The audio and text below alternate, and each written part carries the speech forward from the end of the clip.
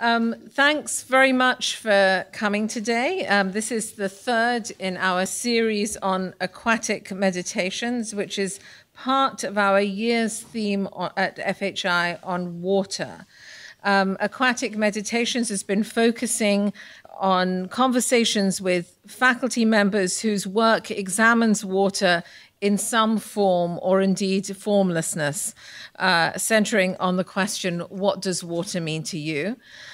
The first in the series was with Sarah Galetti and Gaël Salio, and we were focusing on the Seine. The second was with Diane Nelson and Christine Fulch, and we were looking at hydropolitics in Latin America. And this third one is with Michael Hardt and Sandro Mezzadra, and we are going to be talking about the Mediterranean and the boat on the Mediterranean. The Franklin Humanities Institute theme, water, allows us to explore many aspects of humanistic and artistic responses to water, from oceanic voyages to lives built around rivers, aquatic aesthetics to refugee migration, water shortage to floods, fluidity to flow, from water conceived through sacred forms to aquatic life worlds and ontologies. And it's encompassed a number of different ways of thinking about form and formlessness, what we call the blue humanities, the philosophical roots of the law of the sea, distinction between land and seas, the land and sea, for example, and also questions around cities and other habitable and inhabitable spaces growing with and around rivers. When we've been asking how do we understand water from a largely terracentric view of the world. So today we'll be speaking with Sandro Mezzadra, Michael Hardt. Each of them will speak probably for about 10-15 minutes, and then we will open it up to conversation. Sandro works at the University of Bologna in the field of political theory. He teaches postcolonial studies, contemporary political theory. He's published widely on the areas of migration, postcolonial theory, contemporary capitalism, and Marxism. He has worked on, written a number of different books, translated into many languages as well, with Brett Nielsen, The Politics of Operations, Excavating Contemporary Capitalism, in the Marxian workshops, producing subjects, again with Nielsen, Border as Method or the Multiplication of Labor, in the Multiple Shadows of Modernity, and the Biopolitics of Development. And he's co-edited a number of different volumes also on questions of borders and justice, crisis in the global economy, and also with Michael, a special issue of South Atlantic Quarterly on October, the Soviet centenary. Michael, of course, needs no introduction to us here because he's been in the Social Movements Lab. I mean, Sandro and Michael run the Social Movements Lab together, but you know Michael because he walks in the corridors a little more often, and poor Sandro sits on this screen most of the time, or the one over there. But Michael is the author of many books, with Antonio Negri, the most recent one, Assembly, from 2017, Declaration from 2012, Commonwealth 2009, Multitude 2004, Empire 2000, and The Labor of Dionysus, A Critique of the State Form from 1994. He's also written on Gilles Deleuze. He's worked on Thomas Jefferson. He's co-edited with Kathy Weeks, The Jameson Reader, and he's also written on a huge range of topics, actually, from Genet to Marx and etc. I'm just going to say etc. He has a broad vision, I think, of the importance of education and the university, the question of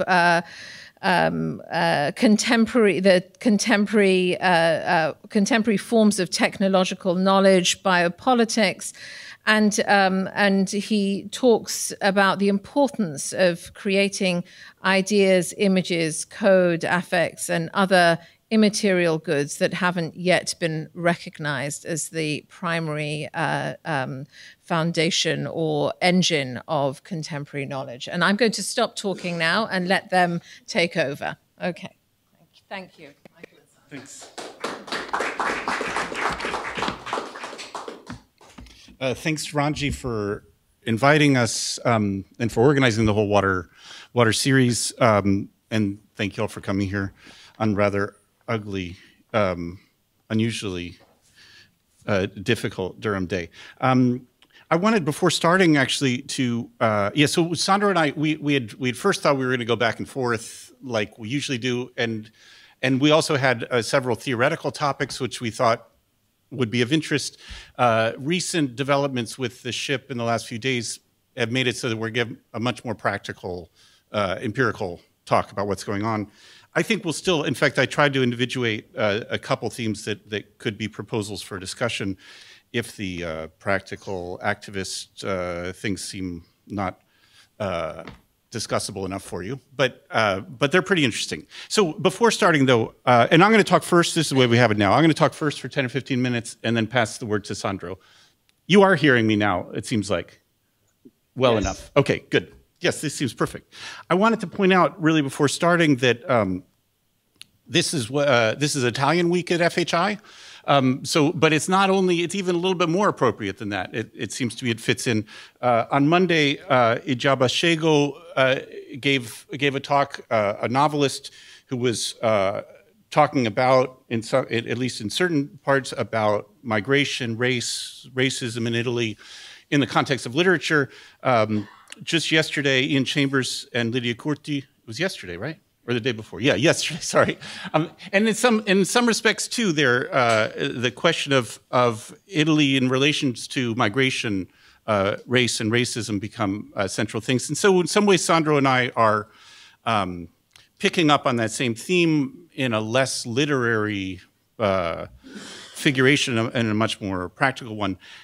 The other thing that Sandro and I thought I should do is still in a sort of introductory mode, in part, is to situate this question of the ship and migrant rescue in the context of the lab that Sandro and I are co-directing. Migration has been one of the prominent themes in the lab, and we've had a number of encounters with regard to migration. I thought maybe situating this work in the context of that might be helpful. But even before giving specific examples, the foundation of the lab for us is the idea that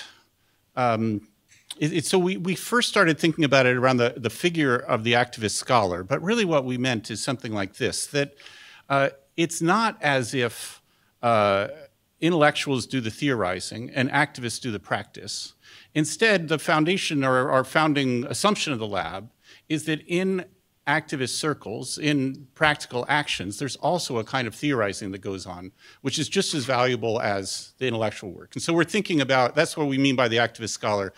You know, not so much, but this is a nice thing too, students and professors who go out and become activists too. It's rather people who are primarily engaged with activism who also have and do a kind of theorizing about the work. And so that inversion is important to us, and that we're trying to think through in different ways.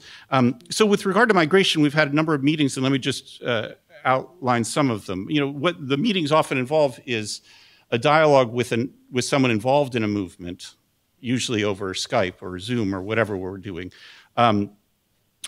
And the way that some of them work, well, we did one directly about the ship itself with Beppe Caccia, who was on the ship, about which I'll talk in a minute. We did another with a group called Watch the Med, which in some ways works with the way they think as a forensic reading of the traces of migrant ships in the Mediterranean and even the drownings and reconstructing the way they've gone, but also aiding with this apparatus called alarm phone, aiding the finding of migrants. Also with activists working with Nione Di Meno, the Italian version of the contemporary feminist struggle against sexual violence, about their work in Rome with migrant women. So in a way, the component of the contemporary feminist struggles around that relate to the migrants. Oh, and then there was another with Mexican activists working along what they call the vertical border, mostly with Central American migrants that are traversing Mexico, coming towards the United States, and what the experience is there. But then there are two meetings that I thought relate more directly to what we want to talk about here. One is with a group called No More Deaths in Arizona. These are US activists at the border, at the southern border of Arizona, who are doing migrant aid with migrants coming across the desert. And what they do practically is they put out water at plates, they put out food, they try practically to help the migrants working across. But one of the things they found is that, or even just in their thinking about what's been going on with the US border, is that progressively the US government and the Border Patrol has used the desert as a weapon, as a very deadly weapon against migrants. So forcing migrants to cross not in urban centers, not near urban centers, but going to the most arduous routes, the most deadly routes. And so that in some ways, it's thought of, you could say, as a discouragement through the danger of this kind of crossing. Like we thought, when thinking about the Mediterranean, had a similar sort of thing. Like one often says now the Mediterranean has become a grave. The same way one said about Middle Passage, about the Atlantic becoming a grave. But in some ways, it's like the desert, and it's a weapon used against migrants, a very deadly weapon used against migrants to force crossings that are more difficult, that then are in fact fatal. Just one last of these encounters that the lab has had that I thought would relate to that premise that we had before. This interest in inverting the relationship between the scholar and the activist, maybe that's the way of putting it, which is very hard to do, it seems to me, in the case of migration. Like one of the, a lot of the migration work that Sandro's been involved with decades is worked on this premise, but it seems to be a challenging one with migration, which is to not treat migrants as victims, also, of course, not to treat them as objects, but rather as subjects of their own desires, of their own movement, and I think it's quite challenging in the context, especially of rescue, because people are in danger there. So one of the migrant aid experiences that, to me at least, seemed to be working along this example that we talked with in the fall, I think, was a experience in Athens with the City Plaza Hotel, which is a hotel that was abandoned with the economic crisis. A large hotel, a nice, relatively nice hotel. It was abandoned with the economic crisis, and then activists occupied it, as activists do, and made it into a migrant reception center and ran it together with the migrants, so that there are hundreds of migrants living there and trying to do a kind of self-organization of the space. And so in some ways to turn over to the migrants themselves the process of, so it's not a matter of charity, but a matter of a kind of not only co-research, but a co-organization. That's what. And I wish that could be true in all migrant aid questions, and it seems to me a challenge that I wanted to just keep in mind. Okay, that's all the introductory stuff. One last thing I'd say about that, just in the Duke sense, because some of you might have been there, I thought one way of treating, that just to give you an idea of the efforts that people work with migration to try to invert that relationship, like one way of doing it I was thinking of was, many of you were at the lecture of Daniel Trilling, a British journalist, maybe 2 months ago, something like that. He had published a book, Lights in the Distance, that's what it's called, in which he did, as an ethnographer really, he did interviews with migrants and trying to tell their stories and why they migrated and things like that. Are you guys having desire to smoke? Is that what's happening when you see Sandro's? It happens to me, I tell you. Okay, so I thought that was just another way of the trying to invert the relationship of migrants and recognize them not as, not even just not as victims, recognizing and validating all kinds of reasons for migrating. I mean, of course, a lot of people are fleeing war, a lot of people are fleeing starvation, sexual violence at home. Some people, though, leave because, they had a bad breakup, or they just want to go to Europe. Like, I feel like all of that subjective reasons for flight is, for me at least, equally valid and ought to be treated in the same way.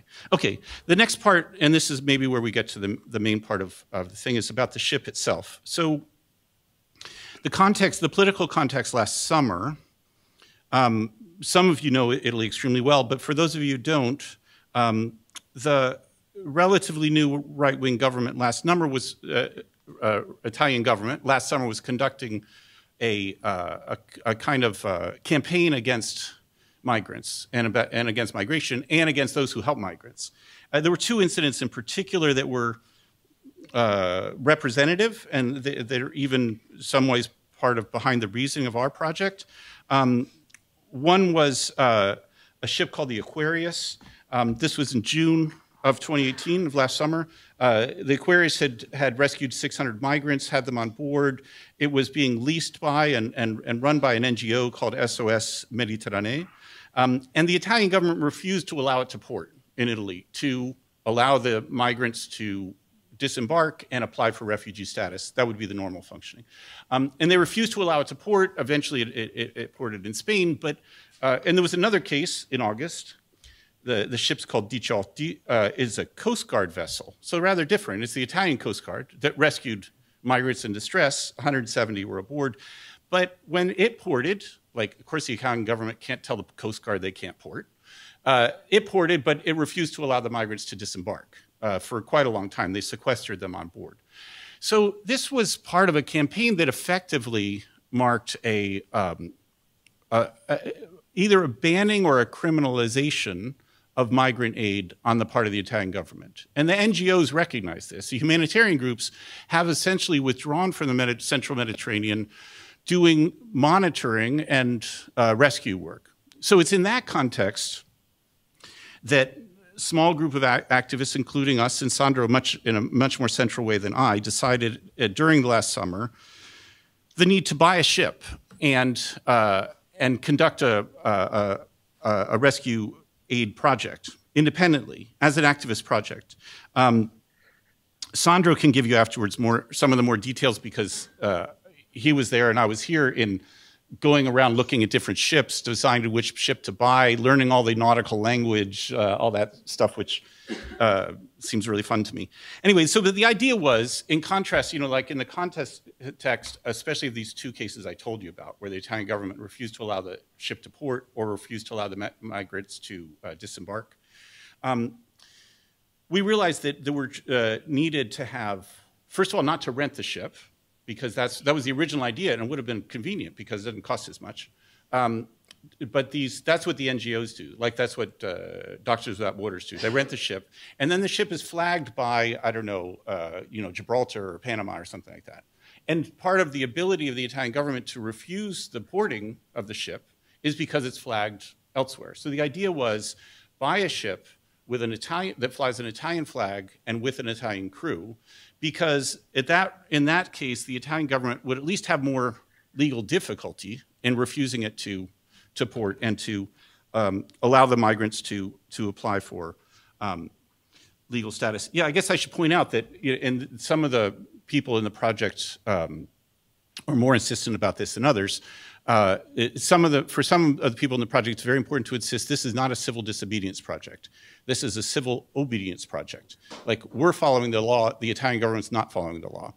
In a minute, I'm going to talk more about what the law is, because it's a little complicated. But in general, there is international law and the conventional law of the sea that when people are on distress in a ship, it is obligatory not only to pick them up, to rescue them, but to deliver them to a safe port. And safe port is essentially a technical term. And the United Nations has designated Libya as an unsafe port. Part of the Italian government's policies in the last months has been trying to force migrants to be returned to Libya.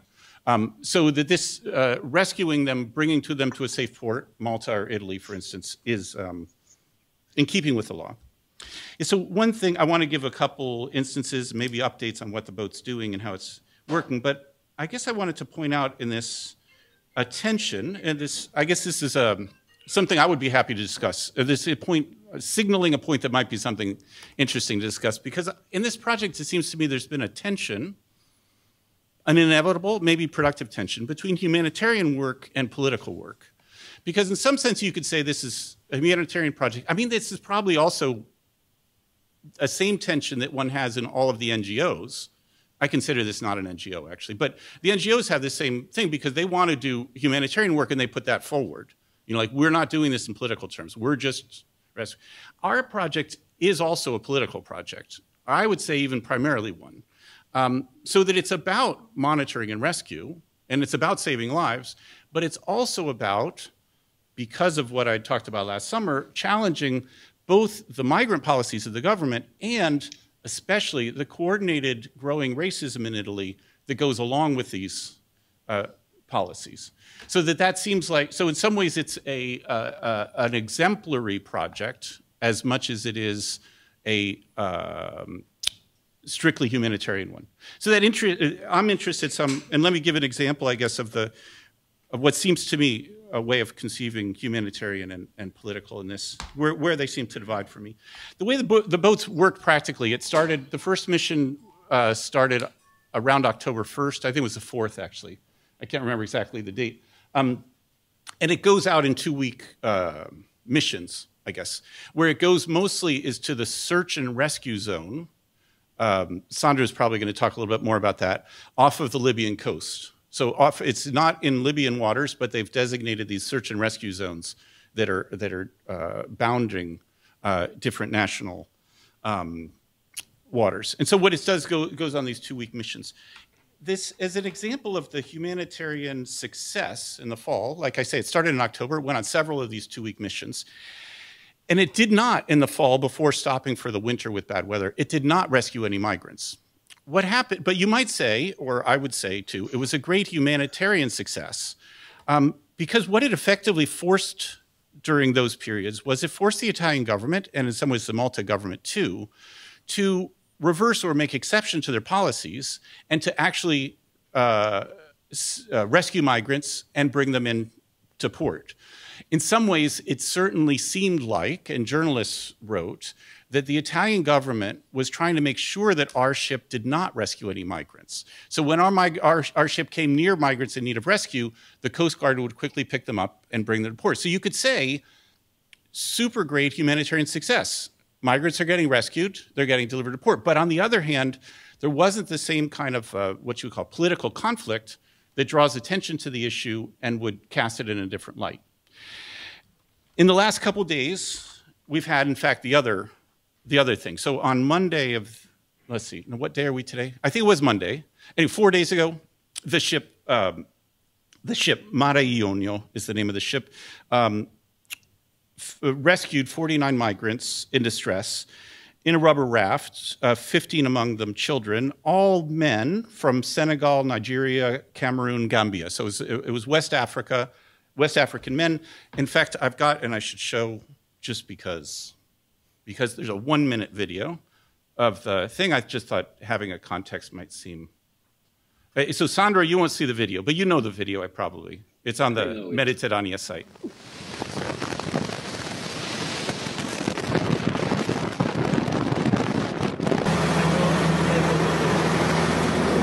In the boat, somebody unconscious.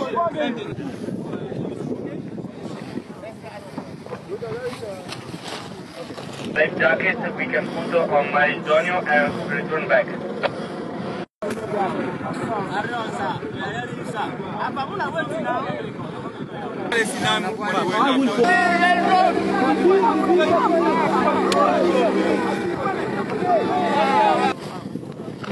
Okay, copy.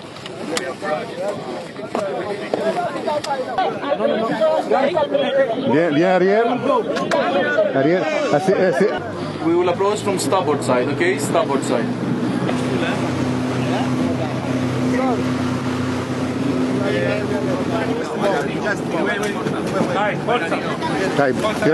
Okay, this is no problem.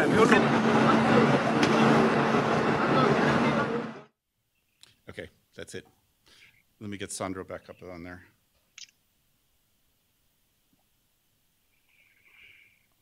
Okay, good.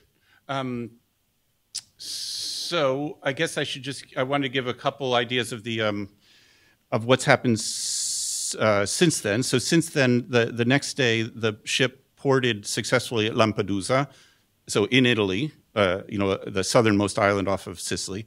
So the Italian government didn't stop it from porting, but the government has now, yesterday or the day before, I lose track of the days exactly, has sequestered or impounded the ship and has charged the captain with 2 charges. One is aiding illegal migration, and the other is a seemingly technical thing for not turning off the engine when approached by a military boat as they were approaching Lampedusa.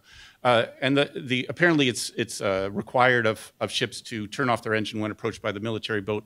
The captain said that it was very rough sea, and with so many people on board, you can imagine 50 people on a tugboat is not the best thing. He said it was too dangerous to turn off the engines, and so they continued on to port. And so that's where it stands right now, with a kind of public standoff between the ship and the project, and the Italian government, which in some ways was imagined from the beginning. I guess just to thematize that, I mean, there are plenty of interesting things going on here, and I imagine the discussion could go about them. But the one thing I was thematizing before was kind of thinking of in those successes in the fall as the humanitarian face of the project, and what's happening in these days is more the political face of the project. I mean, it's also humanitarian, but yeah, just to give you an idea also of the context of this, I hope this will make sense to you.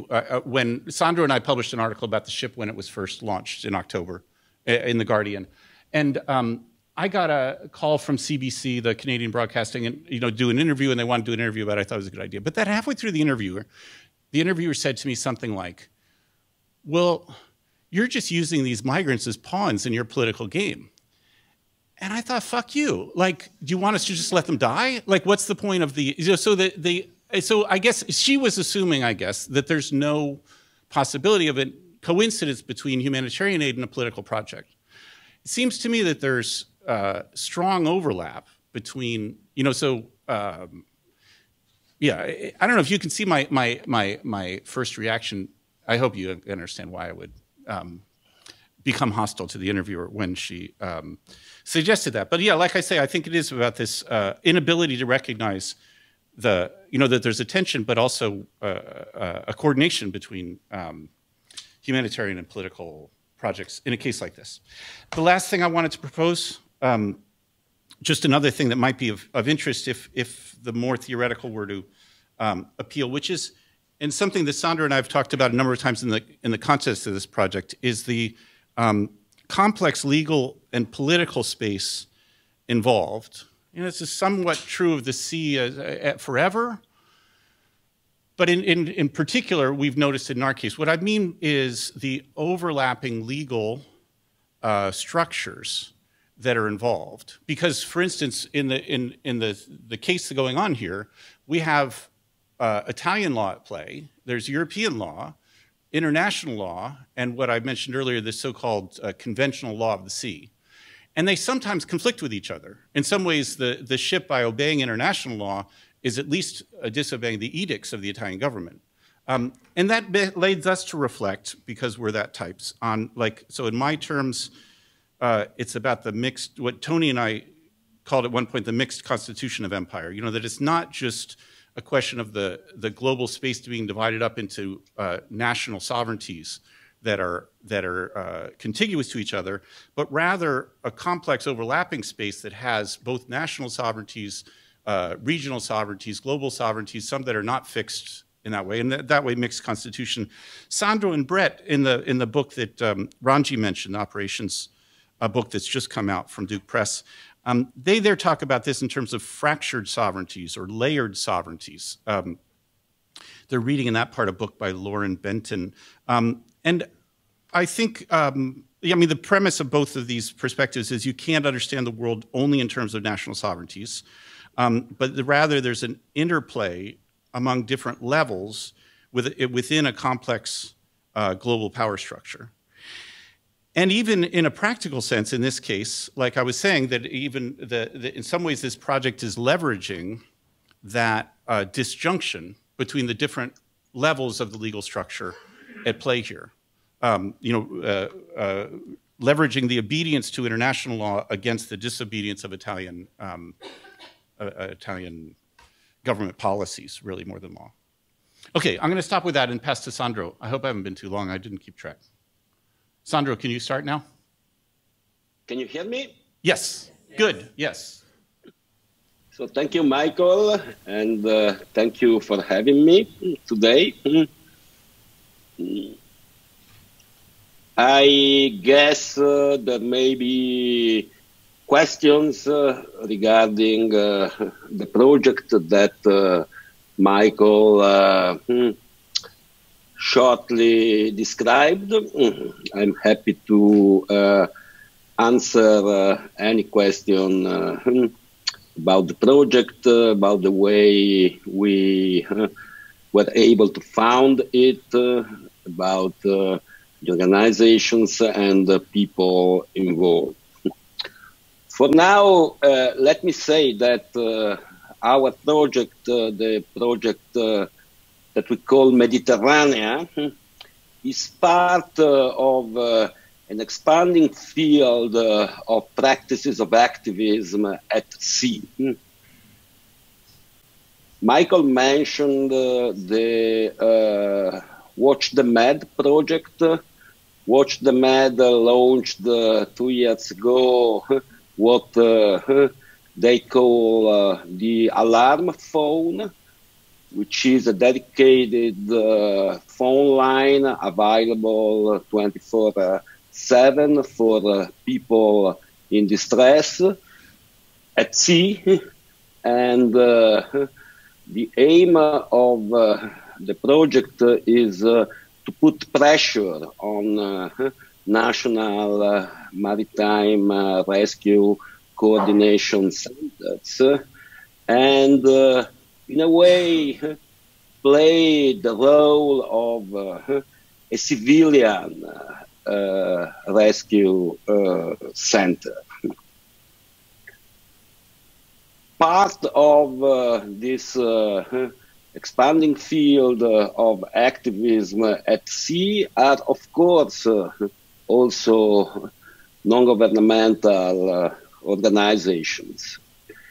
If you speak with the volunteers who are engaged in the operations of NGOs at sea, you immediately spot the kind of passion and commitment that shape activism. At the same time, I think there is a need to stress that our project, the Mediterranean project, is a very peculiar project. We insist upon the fact that we are not an NGO, although we highly respect the volunteers of NGOs and we collaborate with them.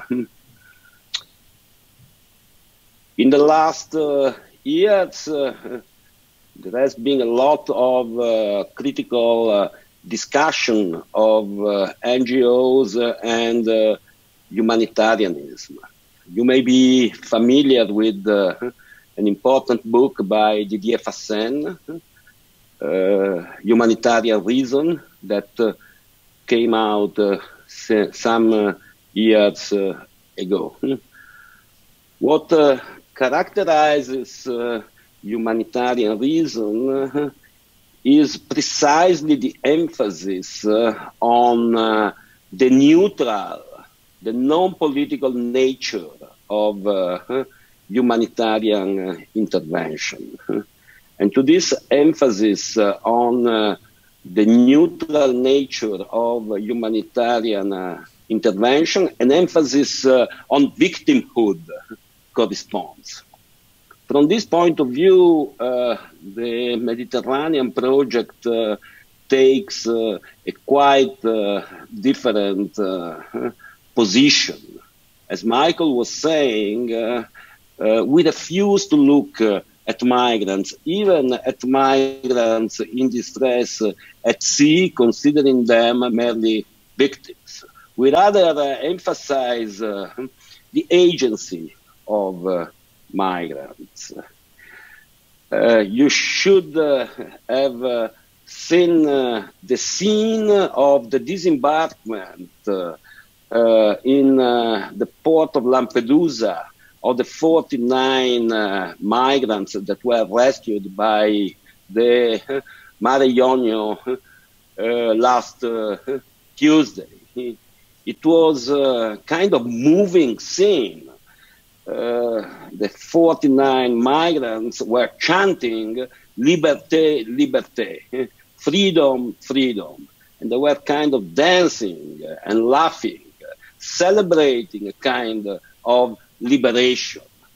I think that this scene tells us something important about what is going on in the Mediterranean Sea nowadays, as well as in many other borderlands and maritime border spaces in the world.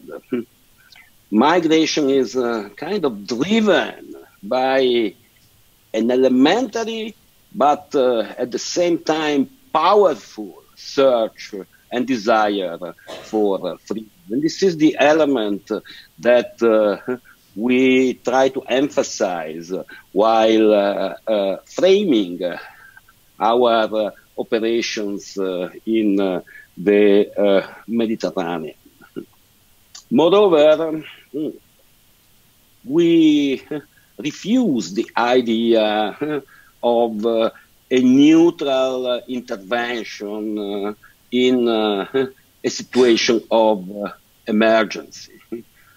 For us, also, an intervention in a situation of emergency, as happened last Monday, is always political. And insofar as it is political, it is also connected with what is going on land. This connection between the sea and the land, the attempt, as we say, to multiply bridges between the sea and the land, to produce resonances of what I was describing before as a search for freedom of migrants on land is a distinctive feature of our project. And since we launched the project on October 4 last year, we have organized hundreds and hundreds of initiatives on land in Italy, but also in other European countries, including Spain and Germany. And these initiatives on land aim at consolidating solidarity networks capable to take action in the moment of a rescue. And this is what happened over the last 2 days. The last 2 days have been hectic for us here, as you can easily understand. Yesterday, there were initiatives, demonstrations in a number of Italian cities with the participation of thousands of people. Migrants were allowed to disembark on Tuesday, but our ship, the Mare Jonio, has been seized by justice. And so the main slogan yesterday was "Free Mare Jonio." Let's liberate the the ship. Let's create the conditions under which the ship can go back there where it has to be, in the central Mediterranean, to monitor the situation and to rescue people if this is needed. The monitoring function of the ship is particularly important. Of course, the moment of the rescue is a kind of dramatic, even spectacular moment. It stands out. But also the monitoring activity of our ship, as well as of the ships of NGOs, is particularly important, because this monitoring activity corresponds to an essential function of witnessing what is happening in the central Mediterranean. You may know, or maybe you do not know, that the Mediterranean is conventionally divided into three macro zones: the Eastern Mediterranean, the Aegean Sea, the Central Mediterranean, where you have Libya and Sicily, and then the Western Mediterranean, where you have Gibraltar, you have the maritime border between Morocco and Spain. Within this partition, you have several SAR zones, search and rescue zones. And what we have been able to demonstrate through our monitoring activity in the past months is that we are confronted with a fundamental change of function of the SAR zone. The SAR zone is a zone of responsibility. It defines the boundaries at sea of the zone in which a specific nation state is responsible for search and rescue operations. This means that the SAR zone has, in principle, nothing to do with the logic of sovereignty. It is not a zone of sovereignty. It is a zone of responsibility. But under the pressure of the new Italian government, that is a deeply nationalist and authoritarian government, SAR zones have been turned into zones of sovereignty, which means that the Italian government is managing its own SAR zone as if it were a zone of sovereignty. And doing so, it compels, in a way, other nation states in the region, from Malta to Tunisia, to do the same. So you have a situation in which the intertwining of multiple legal orders that Michael was describing before is kind of punctuated and interrupted by the emergence, by the solidifying of these SAR zones in the shape of sovereignty zones. Moreover, speaking of SAR zones leads me to say something about the Libyan SAR zone, which is a real point of dissension and crisis in the central Mediterranean nowadays. And why? Because, as you may know, Libya is deeply divided. There is a government that is recognized internationally, the government of al-Sarraj, which has its base in the capital city, Tripoli. But the legitimacy of this government is deeply contested in Libya. And there is at least another government, the government that runs the region of Cyrenaica, which contests the legitimacy of the internationally recognized government.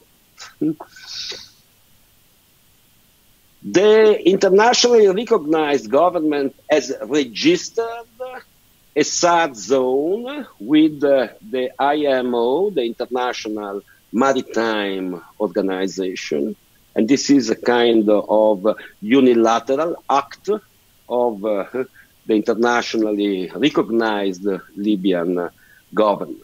But the point is that, as Michael was saying before, Libya does not have an internationally recognized safe haven, which means it doesn't have a port, a safe port to which it can take the people rescued. And having a safe haven, being recognized as having a safe haven, is, of course, a fundamental condition for having a SOS zone. So in this situation, we are confronted with operations of the so-called Libyan Coast Guard that performs real collective refoulement, bringing back migrants at distress at sea to the detention centers in Libya. And the conditions in these detention centers have been described by a number of reports by international organizations, including the UN and NGOs, as horrible conditions. The detention centers in Libya are called in many of these reports openly concentration camps. Torture, exploitation, violence is the everyday situation in these centers. Moreover, what has been demonstrated by journalists and international organizations is that both the so-called Libyan Coast Guards and the people who manage the detention centers are very close to organizations involved in trafficking of human beings. This creates a kind of terrible circuit, a kind of circle in which people at distress at sea are taken back to the detention centers in Libya in a way to nurture, to fuel the trafficking in human beings.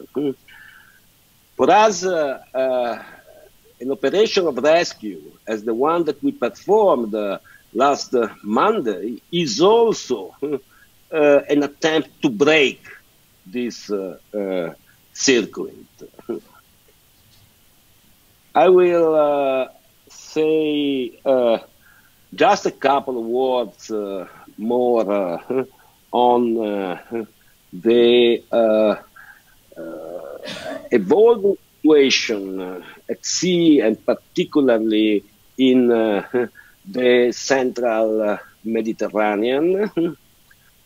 I was describing before, although quite quickly, this transformation of SOS zones from zones of responsibility into zones of sovereignty.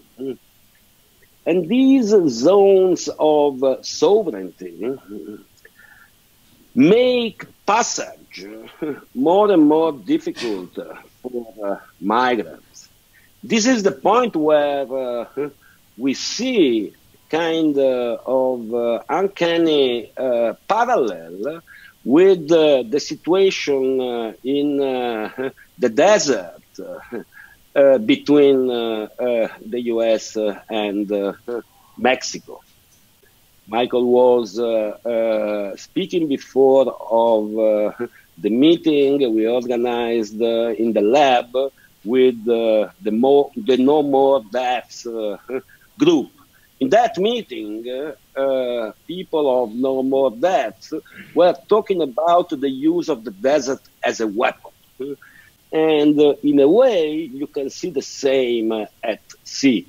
Also, the sea, also the aquatic element, also water is used as a weapon. It is used as a weapon insofar as migrant routes are diverted and they become more and more dangerous. This is something that we witnessed many times in the past 15, 20 years. Just to mention an example, in 2005, after attempts by migrants to disrupt the border, circumscribing the Spanish enclaves in North Africa, Ceuta and Melilla, the passage across the Gibraltar Strait was practically made impossible by the entrenchment of control. And this led to a diversion of the migratory route from the Mediterranean to the Atlantic, which means to the Canary Islands, departing from Mauritania, departing from Senegal. And needless to say, the Atlantic route is much more dangerous, much more lethal than the Mediterranean route. I will close with a more positive note, noting that in 2015, there was a kind of counter move by migrants who were able to divert the migratory route from the central Mediterranean to the eastern Mediterranean, where passage is definitely safer, although not without danger, of course. That counter move, that tactical displacement of the migratory route through the sea led to a situation in which between the late spring of 2015 and March 2016, when a deal was signed by the European Union and Turkey, passage was for the first time for many, many years eventually safer. And it was due to what I was calling before a tactical counter move by migrants. So this is just to give you an idea of the contested geography of the aquatic element that we know as the Mediterranean. Thanks, Sandro. So now, like, we have another half hour, at least for yes. It seems to me there's there's a microphone. Oh, Eli's got a microphone. It seems to me it could either be there are a lot of practical questions and issues about the specific ship and its things, and then there are also more general and theoretical ones about migration and migrant aid. I was just filling the silence for a minute. Charlie's good. So what's happening now? Is the case in court? You have your lawyers marshaled to go after the state? What's happening there? The project was already prepared with lawyers. I mean, it was expected that this would be. In fact, in some ways, I was surprised that already in October last year there wasn't some sort of crisis like this. But yes, the practical things are just that the boat, like Sandro said, has been sequestered or held in port, and that the captain of the ship has been charged. But there hasn't yet been. I mean, it's too soon, really, I think, to have developments. I don't know if Sandro, I've just read the newspaper reports of the charges being leveled, but I assume it's too soon to actually have much more developments about that. Until now, the only person who is charged is the captain of the vessel. Mm-hmm. But police is still working. There are hearings of our people on board. So we'll have to wait 1-2 days before we'll have a clear picture of the situation. And a clear picture also of the situation of the ship, which is particularly important for us, of course. In order to have it go back out again. I mean, one of the things that we didn't say at all, which is recognized in an Italian context, at least, is that many of the people in the original core project and ones that are on the ship, Sandra and I have been teaching. We haven't been able to be on the ship, but many of them are well-recognized veteran activists.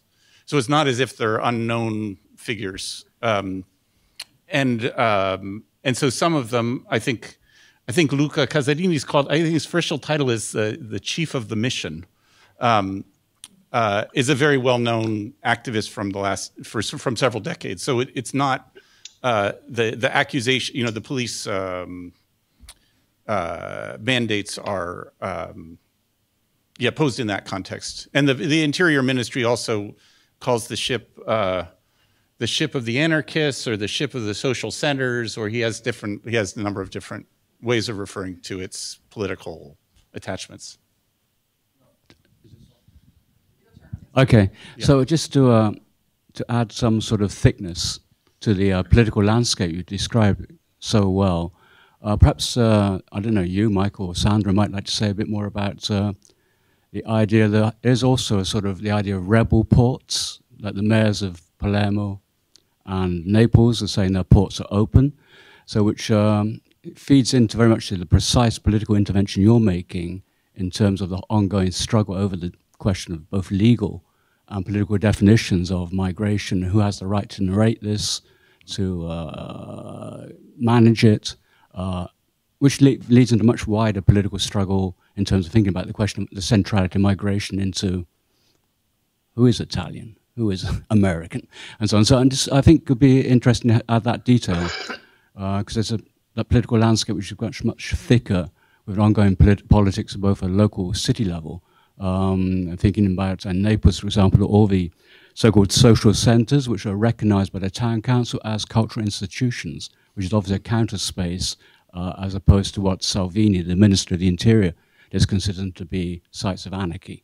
Mm-hmm. So, I mean, there is a sort of political configurations occurring on land, which are intersecting with your very important political intervention at sea, creating a that sort of interlocking political cultural texture, which I think is very important. It's not simply about saving people. It's not simply about humanitarian intervention, and it's not simply about an isolated political intervention. It's part of a much thicker political landscape. So, yeah, I mean, so Ian and Lydia are from Naples, so they know in Naples and Palermo in particular, the mayors have sort of declared the equivalent of a sanctuary city in the U.S. as a difference. One thing there's much more to say about this, obviously, but one thing that strikes me about it is that even though that like I was saying that there's a certain activist tradition that's at the core of this project, it seems to me it's this is a majoritarian project. I mean that there is. I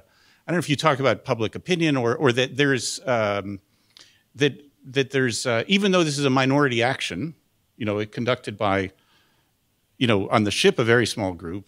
The project Mediterranea that Sandro is talking about and even extension with other NGOs is quite a bit larger. But I think that in the non-politicized population in general, we're really talking about a majority position.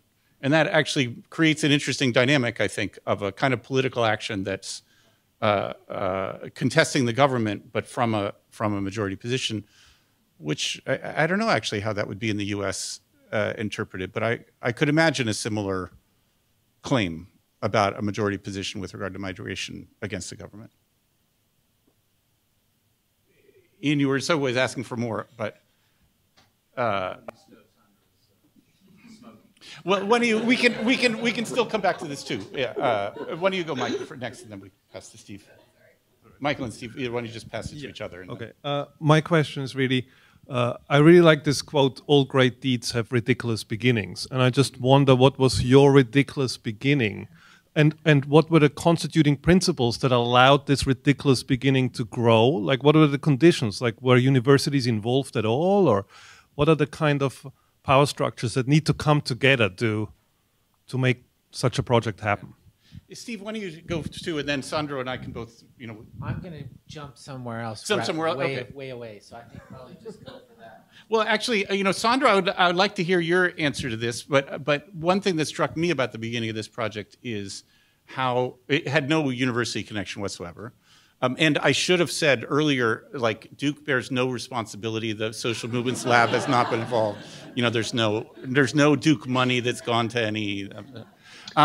But what strikes me about it is the at the very beginning of the project during the summer was the small number of longstanding activist friends that were responsible for the beginning of the project, and then of course grew much larger. I don't know if maybe you have a ridiculous beginnings story for Michael, Sandro, that would be, but I don't have that part.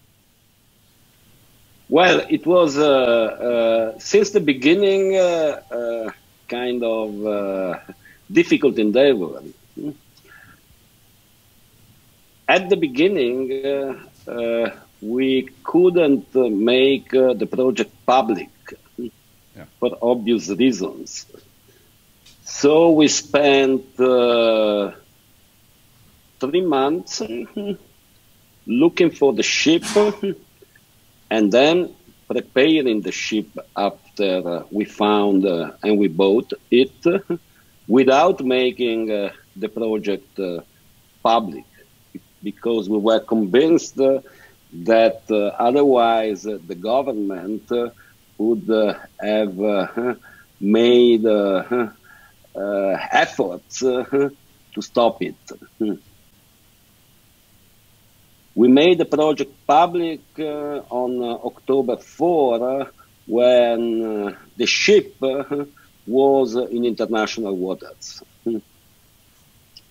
Nevertheless, since the beginning, we started to weave a complex fabric of solidarity. We started to build what we called a platform involving individual activists, but also organizations.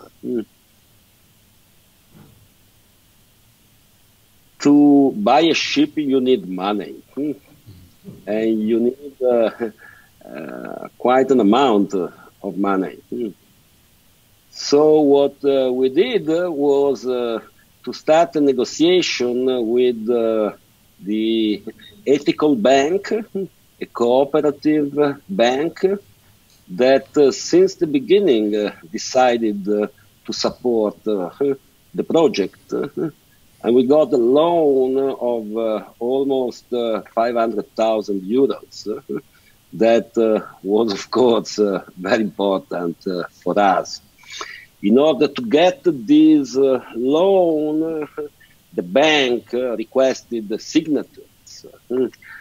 So we involved a small party of the left that has members of parliament, and 5 of these members of parliament signed to guarantee the loan. During the whole summer, we were involved, on the one hand, in the search of the ship, which is an interesting story in its own that I would like to tell. On the other hand, in the negotiations to build the platform. And besides this party of the Italian left, we were also able to involve important social organizations in Italy, and to have at least the solidarity of the unions. The unions are not part of the platform, but they played an important role for us. For instance, in the negotiation, we had to enter with professional maritime workers that we had to recruit and to employ according to the national collective agreement. So this is an instance of a relationship, the relationship with the unions, that did not end up with the unions joining the platform, but was nonetheless very important for us. On October 4, when we made the project public, we also launched a crowdfunding. And the crowdfunding has been quite exceptionally successful. The people of the ethical bank tell us that it is probably the most successful crowdfunding that has ever been launched in Italy. We were able to collect 600,000 euros up to today. 600,000 euros are a lot of money if I think of 600,000 euros from the point of view of my personal budget. But for such an operation, they are not enough. And so we are still pushing for the crowdfunding. You are all invited to contribute.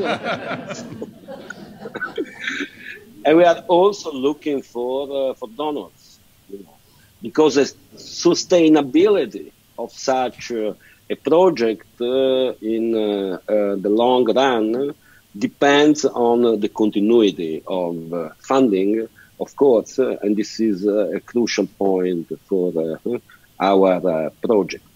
Let me conclude by saying that the way in which this platform, the Mediterranean platform, works is particularly interesting from my point of view. It is a good instance of cooperation between people who have different histories, different political cultures, and nevertheless are able to come together and to work together within this project.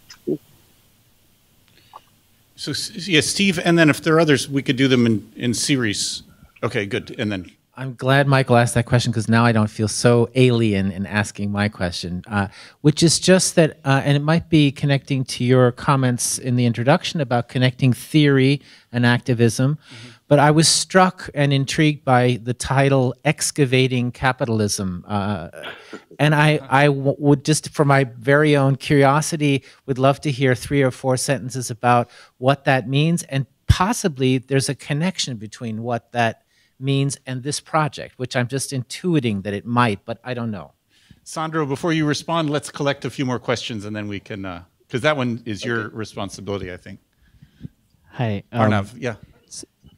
Yes, my question was kind of what you talked about, the mixed constitution of empire and fractured or layered sovereignties, and kind of how that speaks to or is in dialogue with the SAR, is it the SAR zones, which are where these kind of zones of responsibility have been turned into zones of sovereignty, either, you know, maybe wrongfully. So kind of how those two connect in a theoretical space.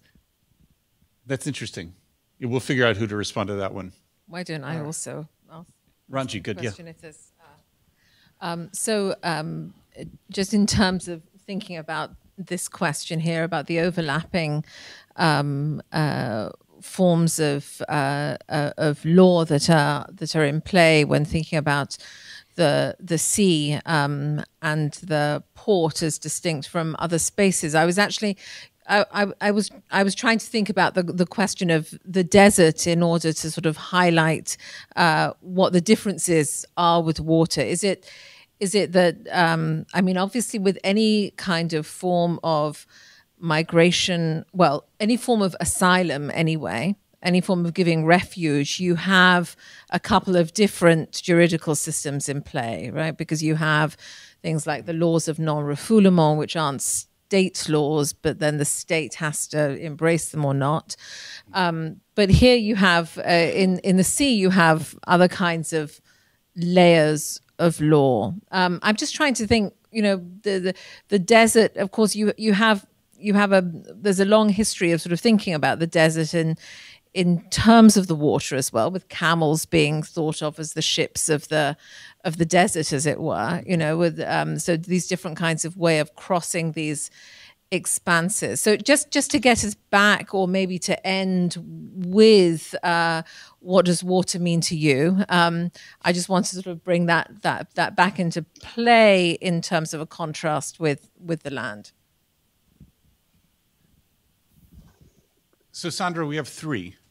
Do you have an idea which you'd like to start with, or I could say one thing. I'll say one thing and then pass to you, Sandro, about that, which is really mostly Arnav, but then with Ranji too. Which, at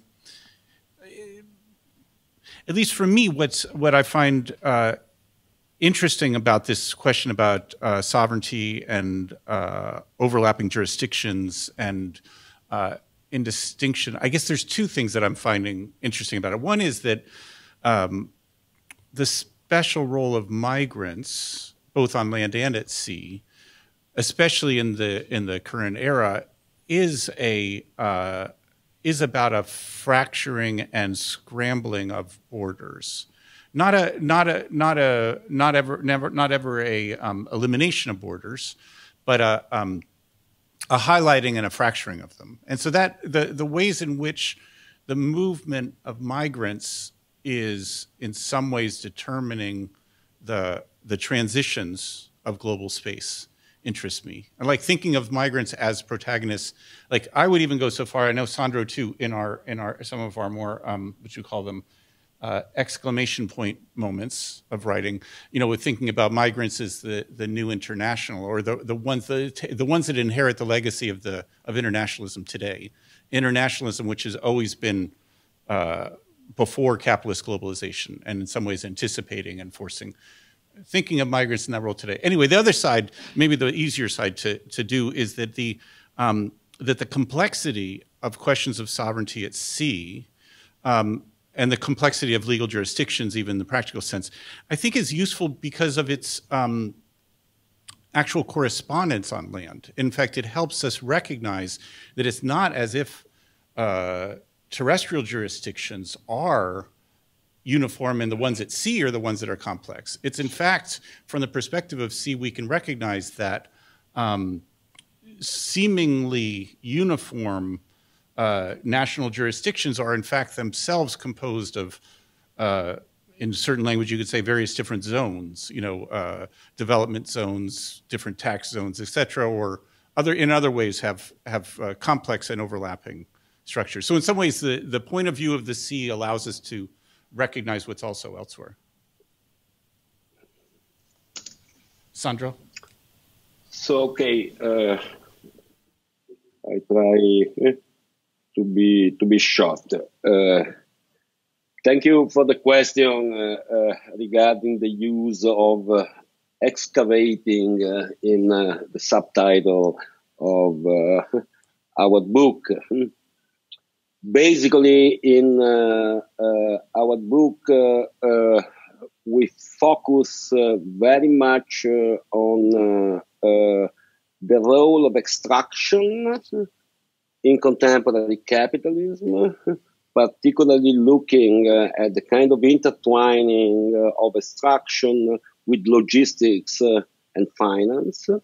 And moreover, we forge an expanded notion of extraction to analyze the operations of capital, not only in the literal extractive sectors, but well beyond it. So this is the reason why the metaphor of excavating contemporary capitalism came to our mind. Of course, we also play with the double meaning of this metaphor, with the idea of eroding the basement of contemporary capitalism. I don't think a book will be enough to do that, but it's a modest contribution. Then the question of SAD ones. I think it is a very important question, looking at shifting formations of power at sea, and particularly nowadays in the Mediterranean. This tendency toward transformation of SAD zones from zones of responsibility into zones of sovereignty is a tendency, but it is particularly pronounced nowadays. It speaks of the mobility of power formations at sea, of the elusiveness of power formations in the water. And then, sure, it is definitely a fascinating field of study to look at the overlapping of multiple layers, of multiple orders at sea. What is important to stress is the fact that looking at this intertwining, we are confronted not merely with traditional legal orders, national law, international law, European Union law, etc. We are also confronted with the presence of actors who play an important role in the overlapping of orders at sea without necessarily producing a legal order. I was talking before of the IMO, the International Maritime Organization, and the International Maritime Organization is a good example of such actors. But let me make another example. The question of the safe haven. Libya, I was saying before, is not recognized as a safe haven. From my point of view, this is pretty clear. I mean, this is a country where you have concentration camps. Cannot be a safe haven. But from the point of view of the international recognition of Libya as a safe haven, there is something else that matters. That matters maybe even more than that. And this something else are insurances, the Lloyds. The recognition of a port as a safe port has very important implications from the point of view of the liability of insurances. And so we have maybe a kind of uncanny ally in the Lloyds who do not want at all that Libya be recognized as a safe haven because they know about the conditions in Libyan ports and they don't want to carry the responsibility, the liability that corresponds to the recognition of those ports as safe ports.